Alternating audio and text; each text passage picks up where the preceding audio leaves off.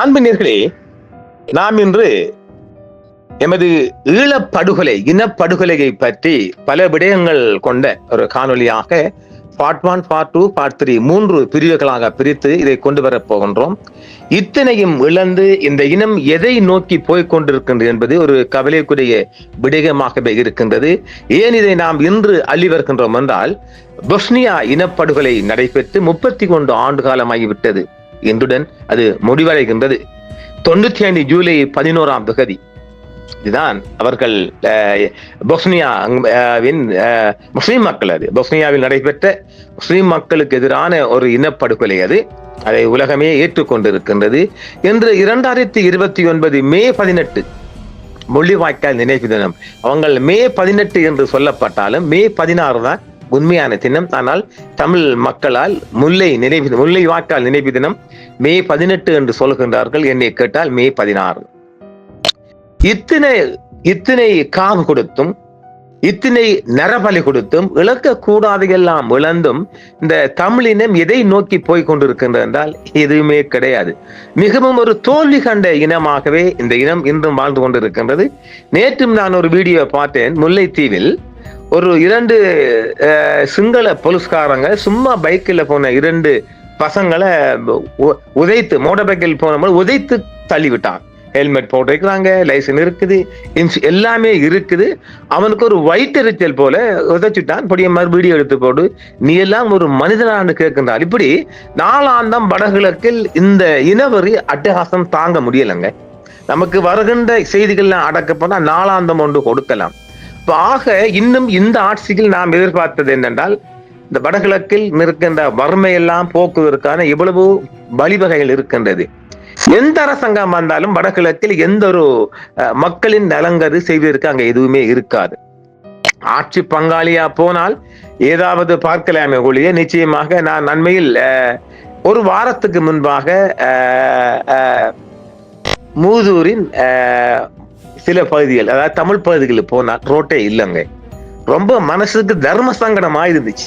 வடகிழக்குல பார்க்கும்போது, இந்த முஸ்லிம் ஏரியாவை பார்க்கின்ற போது இவ்வளவு காபட் ரோட் போட்டு இருக்குது. இன்னும் 40 ஆண்டுக்கு முந்தைய பள்ளமும் படுகொலையும் கொஞ்சம் கல்லும் தாரும் ஊற்றிய பகுதியாகவே இருக்கின்றது மூதூரின் தமிழ் பிரதேசங்கள். இதையெல்லாம் பார்க்கின்ற போது என்னடா இது, நானே ரொம்ப கொஞ்ச நேரம் பார்த்துட்டு எனக்கு அதுல நடக்க முடியலைங்க. செருப்பால நடக்க முடியல. பள்ளமும் மேடும் கல்லும் குழியுமாக காலுக்குத்தான் வேதனை கொடுக்கும். ஆனா அந்த மக்கள் அதை பழகிட்டாங்க. இப்படியாக மிகவும், அதாவது முப்படையும் வைத்து ஆண்ட ஒரு இனம் என்று ஒரு என்ன கேட்டா ஒரு அடிமைப்பட்ட இனமாகவே இருக்கின்றது.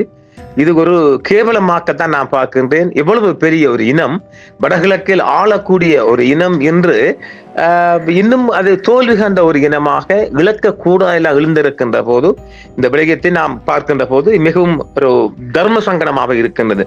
பாருங்க, பிலிப்பைன்ஸ்ல மிண்டானோ பகுதியில கிட்டத்தட்ட 40 ஆண்டு காலம் என்று சொல்லப்படுகின்றது. 40 ஆண்டு காலங்களாக நடைபெற்று வந்த ஒரு போராட்டம் இன்று ஒரு தன்னாட்சி, தாங்களே ஆளக்கூடிய ஒரு சுயாட்சிகளை வந்திருக்குது. யாரு போராட்டக்காரங்க? முஸ்லிம்காரங்க, வேற யாரும் கிடையாது. பிலிப்பைன்ஸ் முஸ்லிம்கள் நசுக்கப்பட்ட போது, ஒடுக்கப்பட்ட போது, ஓரங்கட்டப்பட்ட போது ஆயுத போராட்டமாக மாறி அவர்கள் இருந்து அரசாங்கத்தின் ஒரு பேச்சுவார்த்தை பண்ணி 1,20,000 மக்கள் இந்த போராட்டத்தில் பலியா இருக்கின்றார்கள். எல்லாமே ஒட்டுமொத்தமாக எங்க பிலிப்பைன்ஸ்ல கிட்டத்தட்ட இல்லைங்க, ஒரே சமநிலையில அது ஈழ போராட்டம் தான். எதுக்காக போறாங்க? ஒருத்தர் இங்க மதத்துக்காக போடலாங்க, அவங்களோட சுய நிர்ணயிக்காதான் போராடிக்கிறாங்க. பிலிப்பைன்ஸ்ல மிண்டானோ பகுதியில. அடுத்து வருவோம், இந்தோனேஷியாவில் கிழக்கு டிமோர். இது ஆசியா கண்டத்தில ஒரு வித்தியாசமான ஒரு இதாக நாங்க பார்க்கலாம். இந்தோனேஷியாவுடன் இந்தோனேஷியா ஒரு முஸ்லிம் பெரும்பான்மை நாடு இல்லையா? அந்த நாட்டுல 6 மோதுறாங்க. இஸ்லாமிய நாட்டுக்கு எதிராக கிறிஸ்தவ கத்தோலிக்கல் தான் மோதுறாங்க. கிறிஸ்தவ மக்களை அடிக்கி ஓடிச்சு. அதுதான். அப்ப ஆக இந்தோனேஷியாவின் ஆக்கிரமிக்கும் போது அது ஒரு அவங்க ஆரம்பம் நமக்கு தேவையில்லை, இப்ப முஸ்லிம் நாடு தானே. அந்த பெரும்பான்மையா கொண்ட நாடு இந்தோனேஷியாவின் ஆக்கிரமிப்பின் போது அவர்கள் அந்த பகுதி இஸ்லாமியமயமாக்க முயற்சிப்பதாக கருதப்பட்டது. இங்க போஸ்ட் பண்ணி யாரும் இஸ்லாம மாற்ற வேண்டிய தேவையே கிடையாது. அவன் விரும்பி வந்தா தான் உண்டும். இஸ்லாம் சொல்லியும் இப்படி எல்லாம் இஸ்லாம் மாத்த சொல்லி போராடி இந்த மக்களை கொண்டு குவித்து இஸ்லாம் பரப்பத்தியில இவருமே சொல்லு இஸ்லாத்தை பிழையாக எடுத்துக்கிட்டு பிழையாக செய்யறதால இஸ்லாம் மீது சில வெறுப்புகள் வந்திருக்குது. அவனாக விரும்பி வந்தா அவங்க நான் விரும்பி வரட்டுமே, ஒடுங்கலண்டா. போராட்டத்தின் தன்மை என்று சொன்னால், அதாவது கிழக்கு திமோர் மக்கள் தங்கள் கலாச்சாரத்தையும் கத்தோலிக்க அடையாளத்தையும் பாதுகாப்பதற்காகவே மிக தீவிரமாக போராடினர். கிழக்கு திமோர் போராட்டம் என்பது மதம் அல்ல, மத போர் அல்ல, அது சுய நிர்ணய உரிமைக்கான போர், ஈழப்போர் தான். சேம் அதே போராட்டம் தான், ரைட் டு செல்ஃப் டிட்டர்மினேஷன். இந்தோனேஷியாவின் காலனித்துவ ஆதிக்கத்திலிருந்து விடுபட்டு தங்களுக்கு ஒரு சுதந்திர நாட்டை உருவாக்க வேண்டும் என்பதே அவர்களின் ஒரே நோக்கமாக இருந்தது. இங்கு காலாகாலமாக சிங்கள ஆட்சிகள் தமிழ் மக்களை நசுக்கிய போது எழுந்த அதே ஒரு உந்து சக்தியும் போராட்டம் தான் அந்த கிழக்கு திமோர் மக்களின் போராட்டமாக இருக்கின்றது. கிழக்கு திமோர் விடுதலை போராளிகள் அவர்கள் கத்தோலிக்க கிறிஸ்தவ பின்னணியை கொண்டவர்கள். அந்த போது இஸ்லாம் ஒரு சிறுபான்மை மதமாக இருக்கின்றது, என்றும் உள்ளது, எந்த தொந்தரவும் இல்லை. பாருங்கடா, அதுதான் கொண்டு வரான். இங்க என்னடான்னு சொன்னால், இந்த பேஸ்புக்குகளையும் இந்த டிக்டாக்குகளையும் வந்துட்டு ரெண்டு நாதாரிகளும், இந்த சோனக நாதாரிகளும் தமிழ் நாதாரி மோதிக்கொள்வார்கள். எங்க என்னத்துக்கு அவங்க மோத போறீங்க? மோதி என்னன்னா சாதிக்க போறீங்க? டேய், இது ஒண்டா வாழ்ற என்னத்து நீங்க ஏன்டா அதுக்குள்ள கும்மடிக்க வரீங்க? சுருக்கமாக சொன்னால், இந்தோனேஷியா முஸ்லிம் பெரும்பான்மை நாடு கிழக்கு திமோரை கத்தோலிக்க பெரும்பான்மை பகுதி ஆக்கிரமித்ததே மோதலுக்கான முக்கிய காரணமே தவிர அது இஸ்லாமிய மக்களுக்கான போராட்டம் அல்ல. மக்களின் தியாகம் என்பது 24 ஆண்டு கால ஆக்கிரமிப்பின் போது சுமார் 2 லட்சத்துக்கும் அதிகமான கிழக்கு திமோர் மக்கள், கிறிஸ்தவ மக்கள் கொல்லப்பட்டனர். யாரால? இந்தோனேஷியன் காவாலி படையால. படுகொலைகள், சித்திரவதைகள், கற்பழிப்புகள், பட்டணிச்சாவு போன்றவை எல்லாமே ஒட்டுமொத்தமாக அடங்கியிருந்தது. இந்தோனேஷியாவின் அடக்குமுறைக்கு எதிராக கிழக்கு திமோர் மக்கள் ஆயுதம் ஏந்தியும் சர்வதேச அளவிலும் ராஜதந்திர பலிகளும் போராடினர். இன்று அது ஒரு நீண்ட போராட்டத்துக்கு பிறகு மே 20, 2024 ஆண்டுகளுக்கு முன்னர் கிழக்கு திமோர் அதிகாரப்பூர்வமாக சுதந்திர நாடாக அறிவிக்கப்பட்டிருக்கிறது. ஆசியா கண்டத்தின் 21ஆம் நூற்றாண்டில் முதல் சுதந்திர நாடாக இது வரலாறு இடம்பெற்றிருக்கின்றது. இதைத்தான நாங்களும் கேட்கிறோம். இந்த நாடு அடைந்த சுதந்திரம் ஒடுக்கப்பட்ட மக்கள் தங்களின் உரிமைகளுக்காகவும் சுய நிர்ணயத்திற்காகவும் எவ்வளவு காலம் போராட வேண்டி இருக்கும் என்பதற்கான ஒரு சான்றாக உலகளாவில் அது பார்க்கப்படுகின்றது. தலைநகரான டில்லியில் ஒரு சில பள்ளிவாசல்கள் உள்ளன. அங்குள்ள முஸ்லிம் மக்கள் சிறுபான்மையினர் தங்களின் வழிபாட்டு உரிமைகளை தங்கு தடையின்றி மேற்கொள்கின்றனர். சுருக்கமாக, கிழக்கு திமோர் இஸ்லாம் ஒரு முக்கிய மதமாகவோ அல்லது போராட்டத்தின் அங்கமாகவோ இருக்கவில்லை. அங்குள்ள முஸ்லிம் மக்கள் நாட்டின் சமூகத்தில் ஒரு அங்கமாக அமைதியாகவே வாழ்ந்து வருகின்றனர். அந்த நாட்டின் மத ரீதியான மோதல்கள் பெரிய அளவிலே கிடையாது. இது என்ன சொல்ல போறோம்? ஆக அங்கெல்லாம் முஸ்லிம் மக்கள் நிம்மதிதான் வாழ்றாங்க. அடுத்த பார்த்தோம், தெற்கு சுடான். விடுதலை போராட்டம் என்பது ஆப்பிரிக்க வரலாற்றில் மிக நீண்ட மற்றும் சிக்கலான போர்களில் ஒன்றாகும். இது இன ரீதியாகவும் மத ரீதியாகவும் அரசியல் ரீதியாகவும் பிளவுபட்டிருந்த ஒரு சமூகத்தின் எழுச்சியாகும். இது கொஞ்சம் வித்தியாசமா. சூடான் நாடு 2 பெரிய பகுதிகளாக இருந்தது. இஸ்லாம் மதத்தை பின்பற்றும் அரபிய கலாச்சார மக்கள் பெரும்பான்மை இருந்தனர். தெற்கு சூடான் கிறிஸ்தவ மக்கள். இந்த கிழக்கு திமோர் போன்றுதான் உள்ளூர் பழங்குடி மதங்களை பின்பற்றும் ஆப்பிரிக்க கலாச்சார மக்கள், நீக்ரோ இனத்தவர் தரப்பின மக்கள். இந்த 24 ஆண்டு கால ஆக்கிரமிப்பின் போது 20 லட்சத்துக்கும் அதிகமான கிழக்கு திமோர் மக்கள் கொல்லப்பட்டனர்.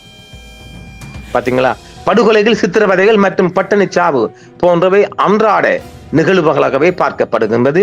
இந்தோனேஷியாவின் அடக்குமுறைக்கு எதிராக கிழக்கு திமோர் மக்கள் ஆயுதம் ஏந்தியும் சர்வதேச ரீதியிலும் அவர்கள் மிகப்பெரிய வெற்றி கண்டிருக்கின்றார்கள். அது ஒரு பக்கம். 1955ஆம் ஆண்டு முதல் 2005ஆம் ஆண்டு வரை இடைவெளி விட்டு மொத்தமாக 22 ஆண்டுகள் நடைபெற்ற உள்நாட்டு போரில் சுமார் 20 லட்சம் மக்கள் கொல்லப்பட்டதால் தெற்கு சூடான் மக்கள், அங்கும் முஸ்லிம் மக்கள் ஒரு 10% மக்கள் வாழ்றாங்க. எங்கேயெல்லாம் ஒரு பிரச்சனையும் இல்லை. அது என்னன்னா வடகிழக்குல மட்டும்தான் நீங்க எப்ப பார்த்தாலும் மோதிக்கொள்றாங்க.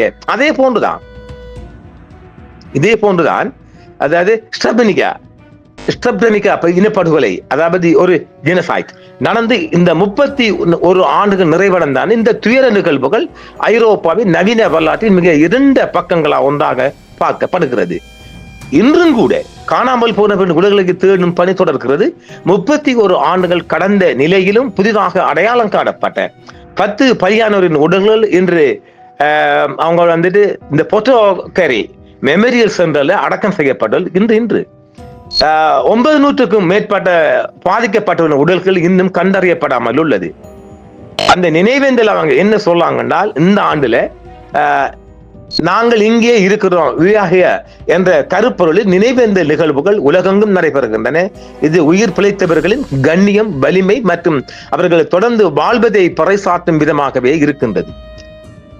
பாருங்க, இந்த விடயத்தை நாம் அடுத்த பாட்டுக்கு போறோம்.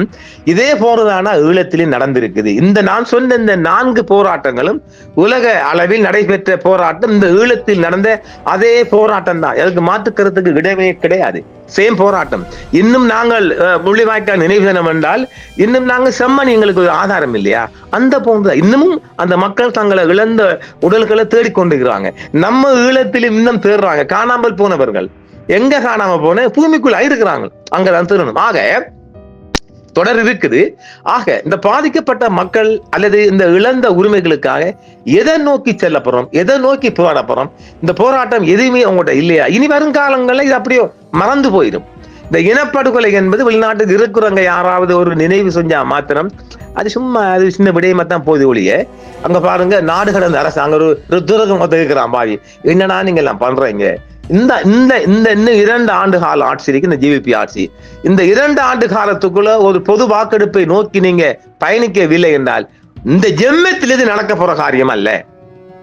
நாங்க ஏற்கனவே சொல்லிக்கிறோம், இது ஒரு வீக்னஸ் கவர்மெண்ட். இது ஒரு இந்த கவர்மெண்ட் பெரிய இவங்களோட ஆட்சி பலமா இருக்கலாம், ஆனால் இவங்க பலகீனமானவர்கள். எவ்வளவோ சாதிக்கலாம் பாருங்க. இந்த உலகம் முழுவதும் தமிழர்கள் எங்க அவங்களோட பணமே இல்லையா? 2 புலிகளின் அவங்களோட தொழில் வளர்ச்சியாக, அவங்களோட இண்டஸ்ட்ரியல் ரீதியாக எத்தனை பினாமி இன்னைக்கு பணக்காரனா இருக்கிறாங்கடா. அவங்க இதே தொட்டு சொல்லுங்கடா, அந்த பணம் எல்லாம் உங்களோட பணமாடா? உலகம் முழுவதும் ஆஸ்திரேலியா, அந்த இங்கிலாந்து, கனடா, பிரான்ஸ், ஜெர்மனி இதுல இருக்கிற பெரிய ஆபரேஷன் கடைகள், வர்த்தக தளங்கள், உங்க சொந்த கடை நீங்க சொல்லுங்க பாப்போம். நீங்க எல்லாம் சம்பளத்துக்கு வேலை செஞ்சவங்க, இயக்கம் இல்லைன்னு நீங்க எல்லாம் முதலாளி மாதிரி ஆயிட்டீங்க. கொஞ்சம் கொடுங்கடா. பணத்தால எதடா சாதிக்க இயலாது? என்ன கேட்டா நான் 11 சாதிப்பேன்டா. பாருங்க, ஐசிசில சாதாரணமா ஒரு வழக்கு கூட கொண்டு போகலாம் இருக்கிறேங்க. 75,000 1.5 லட்சம் 1 லட்சம் சொல்றாங்க. 75,000 மக்கள் இறுதி யுத்தத்தின் போது கொல்லப்பட்டது ஐநா மன்றமே இருக்குது ஆதாரம். உங்களுக்கு என்ன செய்யல? ஒரு ஐசிசில ஒரு வழக்கு தாக்கல் பண்ணலாம் இருக்கு பாத்தீங்களா? அதுக்குள்ள எங்கடா உங்களுக்கு பொது வாக்கு எடுக்க போகுது? நாங்க எவ்வளவு காலத்துக்கு நாங்களும் இதை கட்டிக்கொண்டு இருக்கலாம்? 10 ஆண்டு காலமாக நாங்கள் இதை கற்றுக்கொண்டு தான் வரோம். அப்பப்போ இது அப்படியே மறைஞ்சு போகுதானே. இந்த பாவப்பட்ட மக்களுக்கு, இந்த இழந்த உரிமைகளுக்கு எது ஒரு தீர்வே இல்லையா? இன்னமும் அடக்கி ஒடுக்கப்படுற மக்களைத்தான் இந்த மக்கள் வாழ போகுதுகளா? இந்த மக்களுக்கு ஒரு விடிவு காலமே இல்லையா? இந்த மக்கள்ல வறுமையை போக்குறதுக்கு வழியே இல்லையா? வழி இருக்குது, இவன் தரமாட்டாங்க. ஆகையினால நாங்க ஆளக்கூடிய அட்லீஸ்ட் இந்த மிண்டானோ பிலிப்பீன்ஸ்ல வாழ்ற முஸ்லிம்கள் போன்ற ஒரு சுயாட்சியாவதுக்கு போங்கடா. அதையாவது கேட்டு மன்னாடுங்கடா. இந்தியாவுக்கிட்ட பேசுங்கடா. இந்தியா வெறுத்து ஒண்ணும் பண்ணலாடா. உலகம் முழுவதும் நீங்க எவ்வளவு பலமா இருக்கிறீங்கடா. பணத்தால இவ்வளவு எல்லாம் சாதிக்க பாருங்க. இஸ்ரேல் நாடற்றவர்கள், அவர்களோட ஒற்றுமை, அவரோட பண வலிமை தானே இந்த அளவு இன்னும் கொண்டு போகுது. ஆட்டி படைக்குதா இல்லையா? எவ்வளவு பலமா இருக்கிற நம்முடைய இனம். படிச்சவங்க இல்லையா? பட்டகாரி இல்லையா? பணக்காரங்க இல்லையா? அரைசூர் எல்லாமே இருக்குடா அவங்கள்ட்ட. உங்கள்ட்ட ஒற்றுமை மட்டும் தானே இல்லாத. உலகம் முழுவதும் எவ்வளவு அமைப்பு இருக்குடா. இப்ப நீங்க வடகிழக்குல ஒரு சுயாட்சி போடும் முஸ்லிம் மக்களை ஒதுக்கிட்டு எல்லாம் போய் சாதிக்கல. அது முஸ்லிம் மக்களை அரவணைச்சு போங்க. எவ்வளவு உங்களை சேர்ந்து வராங்க இருக்கிறாங்க, சேர்த்து கொள்ளுங்க. எவ்வளவு வலி இருக்குது. முதலாவது இந்த வெளிநாட்டு எங்கேயாவது ஒரு நல்ல ஒரு நாட்டுக்குள்ள நீங்க கேளுங்களேன். இந்த பாதிக்கப்பட்ட மக்களுக்கான இந்த அதாவது இந்த மிஸ்ஸிங் பீப்புள் என்னது, இந்த இனப்படுகொலை செய்யப்படுறது, இனப்படுகொலை ஒரு செயலகம் தொடங்கலாம்டா. எவ்வளவு காரியம் இன்னைக்கு பாருங்க. நாங்க சொன்னோமே, இந்த பொஸ்னியா மக்களுக்கு ஒரு செயலகமே இயங்குது, ஒரு மியூசியம் இயங்குது. அதை நாங்க அடுத்து வரும் தொடரும் பார்ப்போம். மீண்டும் பார்த்து சந்திப்போம் நேர்களே. என்றும் உங்களுடன் சன்ரைஸ் இந்தியா டிவி சப்ஸ்கிரைப் பண்ணுங்கள், பெல் பட்டனையும் கிளிக் செய்யுங்கள். உங்கள் ஆதரவை எங்கள் சேவை. ஆதரவு தாருங்கள், அரவணைப்போம். மறக்காம சர்ப்ரைஸ் பண்ணுங்க. தேங்க்யூ.